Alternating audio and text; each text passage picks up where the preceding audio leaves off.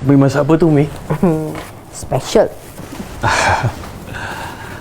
Umi, Jas nak beritahu Umi, Jas apply dah beasiswa untuk Universiti Madinah tu. Umi doakan Jas dapat ya. Ya Allah, ya Tuhanku, Kau permudahkanlah urusan pelajaran anakku. Semoga menjadi manusia yang berguna pada bangsa, agama dan negara. Amin. Amin, amin ya rabbal alamin. Alhamdulillah. Terima kasih, Umi. Doa tu dah bagus dah, Umi. Cuma kalau boleh minta maaf ya, doa tu biar sebut agama dulu, baru bangsa. Sebab agama lagi penting kan? Oh, ya ke? Umi dah terbiasa. Tak apa.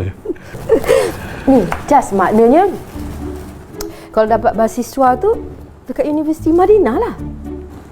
Betul. Jas memang dah pasang niat untuk sama belajar dekat Universiti Madinah tu.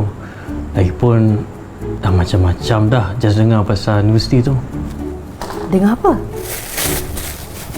Dengarlah macam kalau kat sana kita belajar bukan saja nak dapat master je tau, tapi kiranya macam memperjuangkan perjuangan ahli sunnah wal jamaah. Masya Allah, hebatnya anak Umi. Perjuangan Islam. Tapi kalau dapat masuk Universiti Madinah, maknanya Umi kena tinggal lagi. Alah Umi, sekejap je Umi, bukan lama pun. Nanti bila Jas dapat master tu nanti, Umi pun dapat pahala juga. Ni Jas, berapa kos belajar kat sana? Tak apalah Umi, pasal kos tu semua Umi jangan risau, biar Jas uruskan.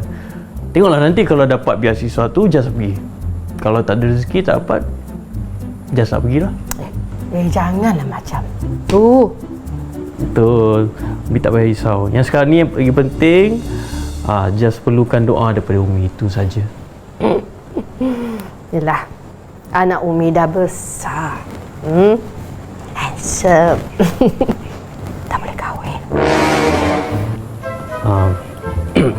Kahwin belum lagi kot Umi, belum sampai jodohnya lagi.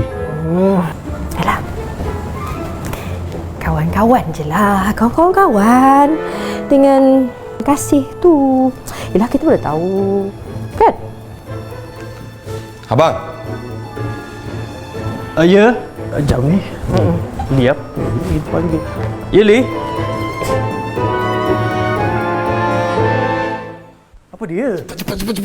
Ni duduk ni. Apa? Ni. Pertandingan hero Sasa Malaysia. Kenapa? Rasa macam nak join abang.